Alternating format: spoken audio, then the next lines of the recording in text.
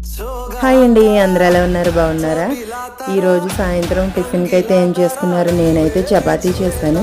చపాతీలోకి ఆలూ కర్రీ అయితే చేశాను. చపాతీలోకి బంగాళదుంప కర్రీ అయినా పన్నీర్ ఇలా చాలా బాగుంటాయి. నేనైతే బంగాళదుంప కర్రీ సింపుల్గా ఎలా చేయాలో చూపించాను.